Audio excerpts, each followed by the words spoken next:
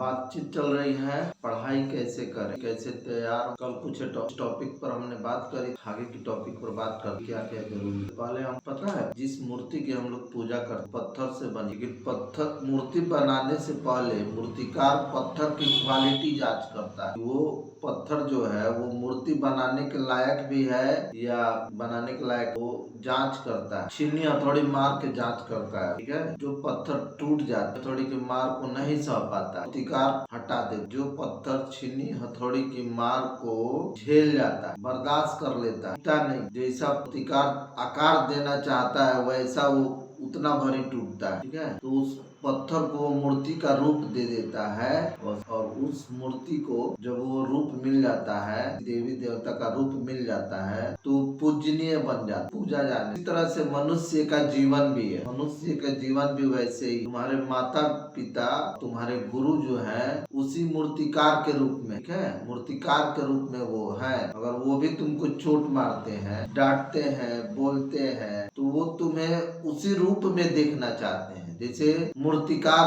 अपनी मूर्ति को देखता है। ये हमारे द्वारा बनाई गई मूर्ति जो है बड़े से बड़े मंदिर में स्थापित की यही चाहत होती है, उसमें अपनी पूरा जी जान लगा देता है, अपना कला लगा देता है उसको बनाने। वैसे ही तुम्हारे माता पिता और तुम्हारे जो गुरु हैं वो मूर्तिकार हैं, वो तुम्हें छीनी हथौड़ी मारेंगे। अब जो बर्दाश्त करेगा कुछ बनेगा, जो बर्दाश्त नहीं करेगा लड़ाई झगड़ा कर लेगा, सिया जाएगा, कहीं भाग जाएगा, धमकी देने लगेगा। उसी मूर्तिकार की तरह से माता पिता और गुरु भी उसको छोड़ जा, तो किसी मंदिर में स्थापित तो नहीं होगा, हाँ किसी नाली में लगाया जाएगा, सिर पर से कचरा होके बहे। यही तुम्हारी किस्मत तो तुम्हारे ऊपर है। माता पिता गुरु जो है वो तो अपना रूप देने में लगे, रूप को कितना तुम बर्दाश्त करते हो, उस रूप उस माने के द्वारा तुम कितना निखर के सामने आते हो, ये सारी चीजें तुम्हारे ऊपर है, ठीक है। हम तो यही कहेंगे कि माता पिता की बात और गुरु की बात को लक्ष्मण रेखा मान, लक्ष्मण रेखा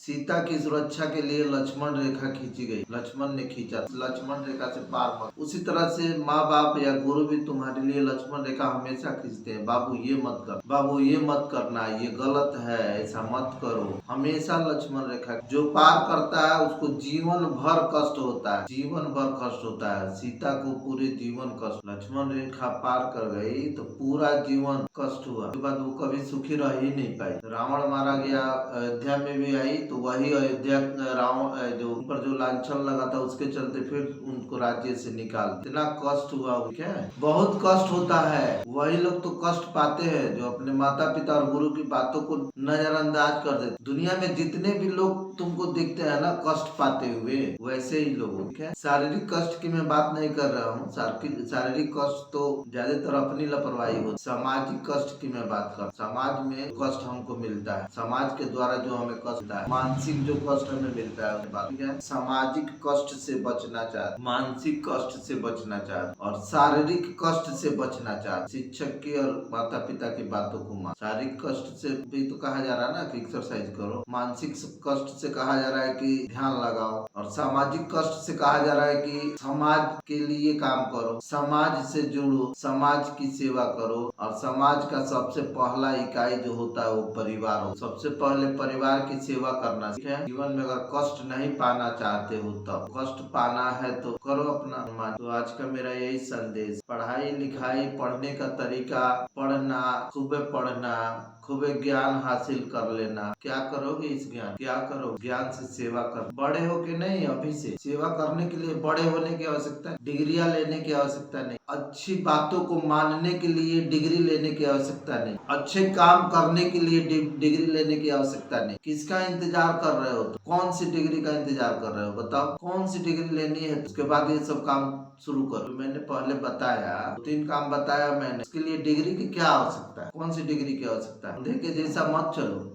पढ़ रहे हैं तो आंखें खोलो, आंखों को खोल लो, अंधकार में मत भटको। मेरे पास डिग्रियां होगी, मैं बड़ा होऊंगा तो मैं माता पिता के नाम रोशन करूं, बड़ा होऊंगा तो माता पिता का कहना मानूंगा, करूंगा, बड़ा होऊंगा तो माता पिता के लिए पैसा कमा के लाऊंगा, उनकी सेवा करूंगा। बड़ा होगा तो बड़ा वही होता है जो समय का इंतजार नहीं करता है, पावर का इंतजार नहीं करता है। जितना उसके अंदर शक्ति है उतने में ही वो उस काम को शुरू कर देता है, करना शुरू कर देता है। छोटे छोटे काम करना शुरू कर देता है, सही ढंग से करना शुरू कर देता है, वही बड़ा होता है। ठीक है, और वही सफल भी होता है। सफलता का भी कोई पैमाना नहीं है, सफलता का भी कोई मैंने जैसे जिस सफलता की तरफ हम भाग रहे हैं उसका भी कोई मैंने पैमाना नहीं, उसको भी नापा नहीं जा सकता है, मापा नहीं जा, ये भी जाओ, उसको भी मापा नहीं जा सकता है।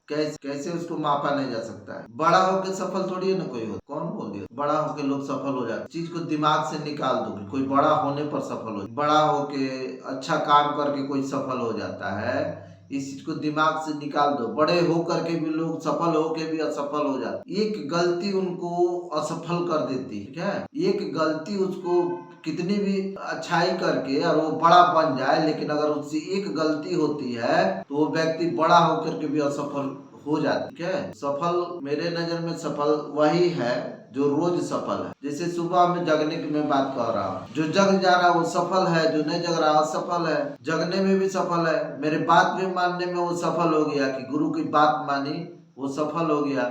जिसे अपने शिक्षक की बात नहीं मानी, असफल हो गया। बड़ी सफलता की चाहत में अभी तो असफल होते जा रहे हो तुम लोग, तो आदत बना रहे हो असफल होने की। सोच रखे हो बड़ी सफलता मिल जाएगी, सोच है कि बड़ी सफलता मिल जाएगी। आज तो तुम असफल हो रहा है, छोटी छोटी काम में असफल हो जा रहा है। कौन तुम्हें सफल करेगा? इस तरह से असफल बार बार छोटे छोटे काम के लिए असफल हो जाओगे और सफल हो जाओगे, नहीं, संभव ही नहीं। क्या है, इसलिए सफलता का अपना एक पैमाना भी है, अपना एक फार्मूला भी है। चीजों को समझ करके हमें आगे बढ़ना है। छोटी छोटी सफलता से बड़ी सफलता की ओर आगे बढ़, रोज रोज सफल होना है अपने काम में, दैनिक काम में रोज हमें सफल होना है। ठीक है, सफलता का ग्राफ बढ़ना चाहिए और सफलता का ग्राफ छोटा होना चाहिए, वो कम होते जाना जो, लेकिन तो आदत बनाओ, अच्छी आदत बनाओ, सफलता का ग्राफ जो है वो